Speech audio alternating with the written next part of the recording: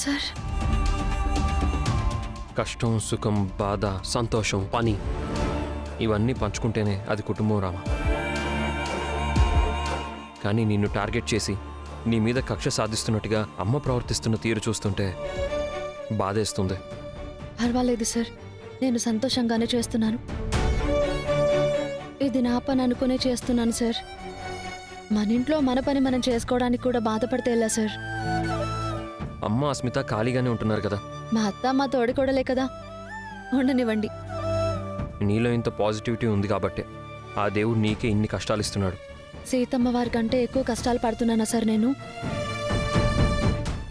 ఏది అలా పడుకో చెప్తాను. అయ్యో సార్, ఏం చేస్తున్నారు సార్? నీ పనుల్లో నన్ను ఎలాగో చేపెట్టనివ్వట్లేదు.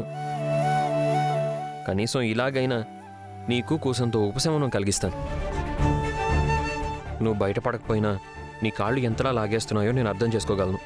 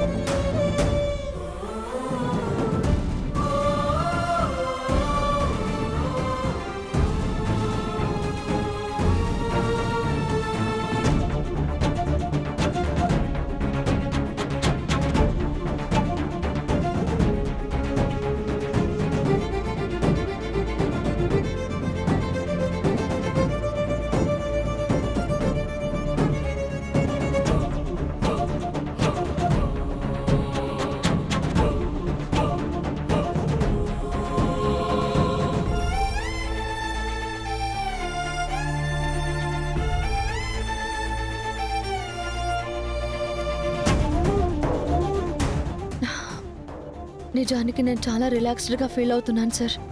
అలాగే హాయిగా నిద్రపో. అవసరమైతే జోలపాట కూడా పాడతాను.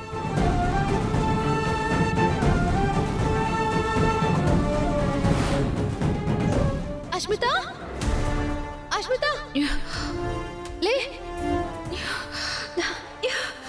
ఏంటి ఇక్కడ పడుకున్నావేంటి? రామా, పాపా పాపా, నేను దారిలో వెళ్తుంటే నీకు సపోర్ట్ చేస్తున్నావు అనుకుని నన్ను చంపాలని చూశారు రామా. నన్ను బతికించు రామా, ప్లీజ్. రామా, రామా, ఏమైంది? సారీ సార్, మీరు ఆలోచించారా? మనం ఆ నిధిని తీసుకుని కారులో వచ్చేటప్పుడు అస్మిత రోడ్డు మీద పడిపోయి ఉంది. మనం దిగి తనని కాపాడిన తర్వాత నేరుగా వచ్చేసాం కదా. నాకు తెలిసి నిధి అక్కడే మాయమైందేమోనని నా అనుమానం సార్.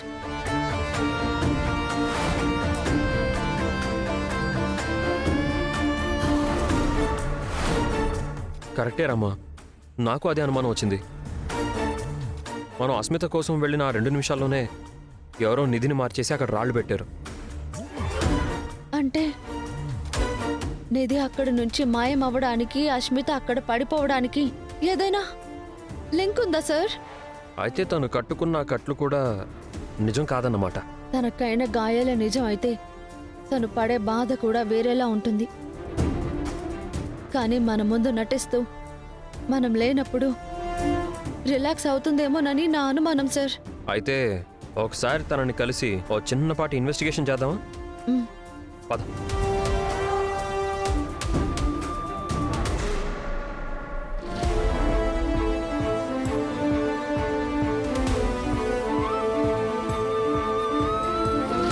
అస్మిత, అస్మిత,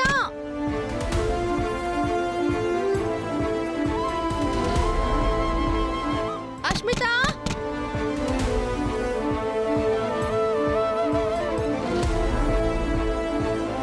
అస్మిత, అస్మిత, అస్మిత, అస్మిత. వామ్మో, ఇదొచ్చిందేంటి ఇప్పుడు? ఇలా చూసిందంటే అయిపోతాను.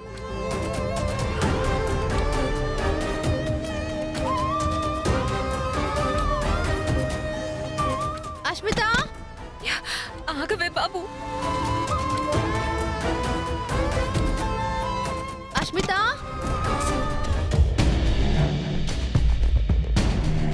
ఏంటి ఈ టైంలో వచ్చారు? ఏం లేదు, పాపం భోజనం చేయాల్సిన చేతికి ఇంత పెద్ద గాయమైంది కదా, చేతి నిండా కట్టు కట్టారు కదా, ఎలా ఉందో చూసి వెళ్దామని వచ్చాం. ఎలా ఉన్నా మీరు చేయగలిగింది ఏముంది? పరామర్శిస్తే నా పెయిన్ తగ్గదు కదా. మందులు వాడాలి, డాక్టర్ చెప్పిన డైట్ మెయింటైన్ చేయాలి. ఇది తగ్గే వరకు ఇంతే.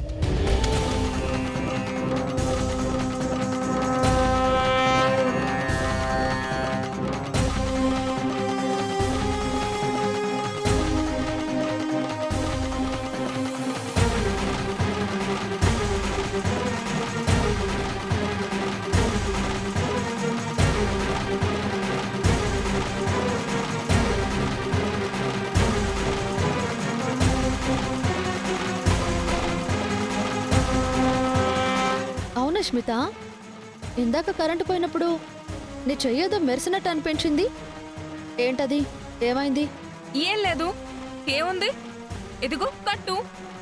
కట్టులో ఏముంటుంది? సరే, నాకు నిద్ర వస్తుంది, నేను పడుకుంటాను. సార్, మనం పాలకోవ చేద్దామా? చేద్దాం. రండి. పాలకోవానా? నాకు పాలకోవా అంటే చాలా ఇష్టం. కాదు, నాకు చాలా పిచ్చి. నేను కూడా తింటాను. ప్లీజ్ నాకు కూడా పెట్టండి. అంటే నీకు డాక్టర్ చెప్పిన డైట్ మెయింటైన్ చేయాలన్నావు కదా, పాలకోవ తినకూడదేమో.